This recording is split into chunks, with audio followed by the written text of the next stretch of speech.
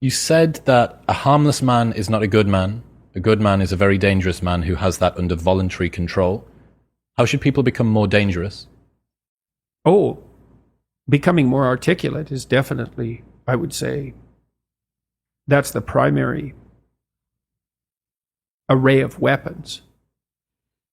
So, I mean, physical prowess is something, and it's not nothing, that physical confidence that comes along with that as well. But the same thing replicated at the level of the ability to communicate and to think, that's a way broader field of battle and opportunity. So this is one thing that isn't taught well, especially to boys. It's more important to teach it to boys, I would say, because they're more skeptical of the educational enterprise in general, generally speaking, partly because they're less obedient, partly because they're less agreeable. That's particularly true for disagreeable boys. And agreeable boys get higher grades independent of their IQ and their academic achievement because they're easier to deal with.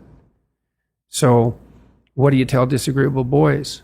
There's nothing that makes you more formidable than verbal competence, than being able to articulate, be able to think, to marshal your arguments, right?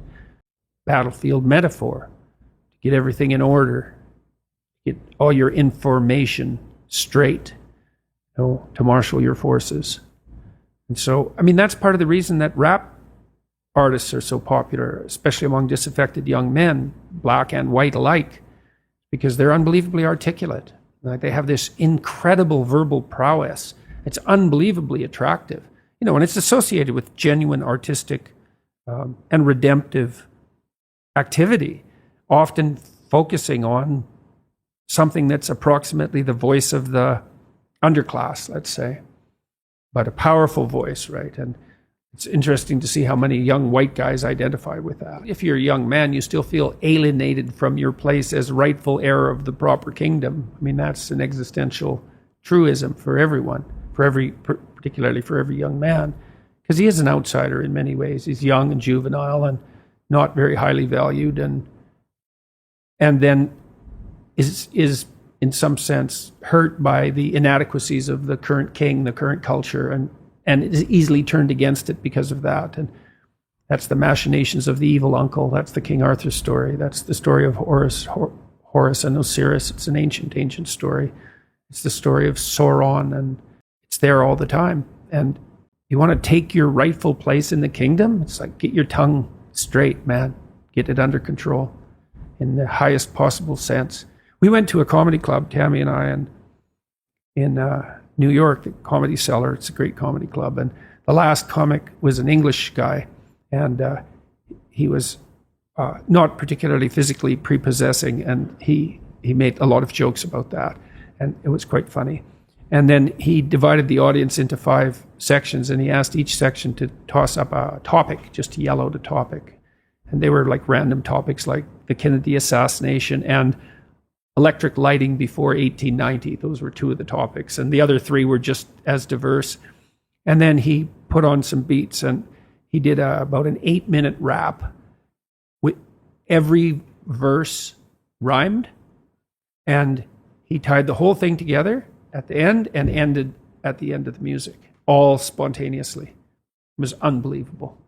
And that's logos, man. That's the redemptive power of the logos right there. The magic word, the sacred word. It's just manifesting itself on stage. There's something very impressive. Something about that does feel dangerous as well.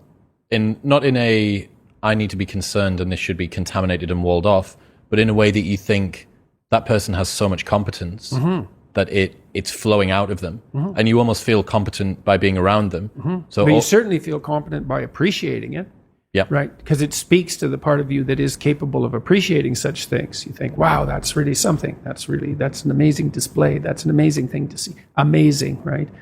A very interesting word, amazing. And you're trapped by the charisma of that. And that charisma, that's not nothing. That's a signal of something redemptive occurring. That accounts for virtually all of the attraction of hip hop and rap. It's the articulated voice of the struggling but worthy underclass. I suppose that's a good way of putting it. But those who are alienated from their rightful place.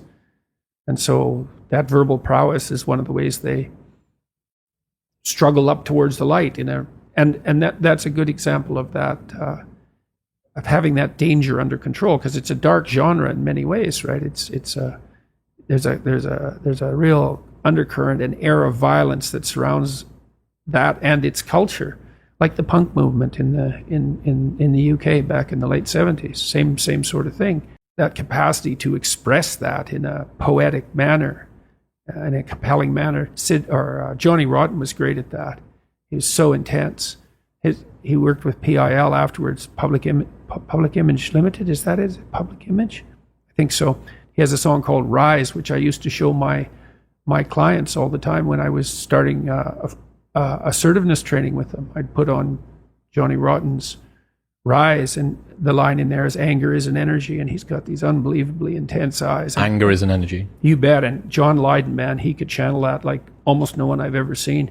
He'd get that anger built up inside him, and then it was completely under control, and he expressed it in his music, and he's absolutely captivating, unbelievably charismatic. And I really liked his music, that raw anger in the music. But it was in the bloody music, wasn't it? It wasn't some random riot. He transmuted that into something, you can argue about the poetic merits of punk rock, although I don't think you should. I mean, I Did It My Way, Sid Vicious's version of I Did It My Way. My God, that's a work of genius, that. It's so brilliantly satirical. What someone's doing is they're refining it, they're distilling it down, and then they're directing it. So I went to a powerlifting competition a couple of years ago. There was this one guy there lifting. He holds a bunch of records in the squat.